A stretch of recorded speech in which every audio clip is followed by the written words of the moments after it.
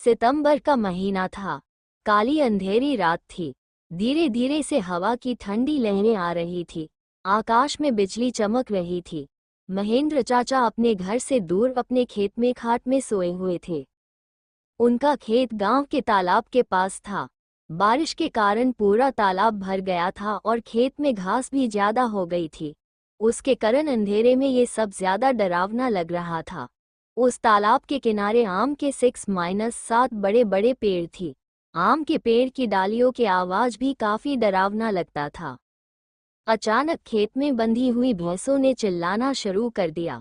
महेंद्र चाचा को पता ही नहीं चल रहा थी कि आखिर यह भैंसें ऐसा क्यों कर रही हैं।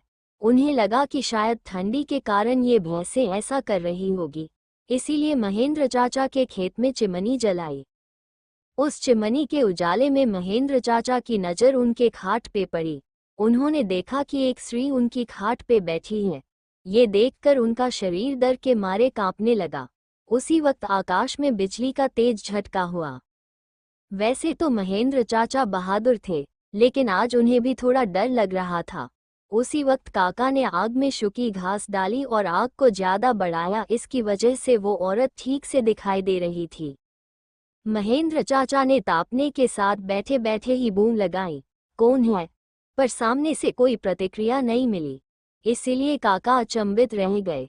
उनकी समझ में कुछ नहीं आया। काका खड़े हो गए। इसीलिए महेंद्र काका ने सोचा कि अब डरने से कुछ नहीं होगा, मुझे हिम्मत से काम लेना पड़ेगा, क्योंकि जो डर गया वो समझो मर गया। चाचा ने एक बड़ी लकड़ी हाथ में ले ली और बोले, कौन हो तुम? तुम्हें क्या लगता है कि मैं तुमसे डर गया हूँ? लेकिन सच तो यही था कि चाचा अंदर से पूरी तरह से डर के मरे कांपने लगे थे। चाचा का ये गुस्से वाला रूप देखकर वो स्त्री खड़ी हो गई और जोर से बोली, क्या तुम मुझसे नहीं डरते?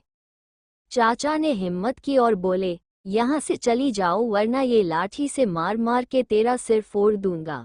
इतना ही बोलता महेंद्र चाचा ने लाठी उठाई और उसी वक्त उस औरत ने आवाज उठाई, अब तो मुझे मेरे ही घर से बाहर निकालेगा?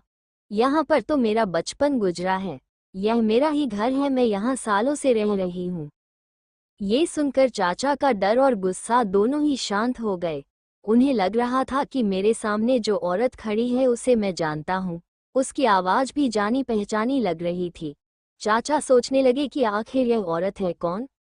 अगर मैं इस औरत को जानता हूँ तो आखिर यह इतनी भयानक और विकराल रूप में क्यों है? अचानक, अरे ये तो ज्योति है, मेरी बड़ी बहन। बचपन में मैं और ज्योति साथ में ही खेत में चार काटने का काम करते थे। अब महेंद्र चाचा को पूरी बात समझ में आ गई। ये ज्योति के बचपन की बात है। जब ज्योति 14 साल की थी तब इसी खेत में गांव के कुछ बच्चों के साथ खेल रही थी।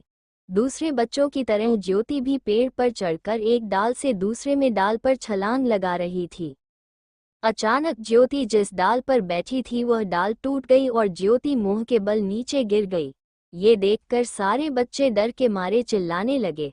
बच्चों के चिल्लाने की आवाज सुनकर बड़े लोग वहां पहुंचे और ज्योति को उठा के अस्पताल ले गए, लेकिन तब तक काफी देर हो चुकी थी। ज्योति की मौत हो गई थी। महेंद्र चाचा को ये सारी बातें याद आ गई और वो सीधा ज्योति के पास जाके रोने लगे। जब ये बात गांव वालों को पता चली तो सारे गांव वाले चौंक उठे थे। वास्तव में वह ज्योति ही थी। गांव के एक बड़े बुजुर्ग ने कहा कि जब ज्योति मौत हुई थी तब वो एक बच्ची थी, इसीलिए उसे बालक समझ के उसे दफनाया गया था, लेकिन वास्तव में उसका अंतिम संस्कार करने की जरूरत थी। इसीलिए ज्योति की आत्मा आज तक भटक रही है। महेंद्र चाचा ने तुरंत ही ज्योति को जहां दफनाया गया था वहां से उसे निकाला। किसकी भी हिम्मत नहीं हो रही थी कि कोई उसके पास भी जा सके। उसी वक्त ज्योति की आत्मा ने गांव वालों के सामने आके कहा कि हाँ, आपकी बात सही है, मैं मर चुकी हूँ, आप लोगों को मुझसे डरने की जरूरत नहीं है। मैं अभी भी इसी गांव की बेटी हूँ, लेकिन मैं आज दिन तक भटक रही हूँ, मुझे मुक्ति दीजिए। बाद में महेंद्र चाचा ने ज्योति के शव का अग्नि संस्कार किया और उसकी आत्मा को शांति दिलाई।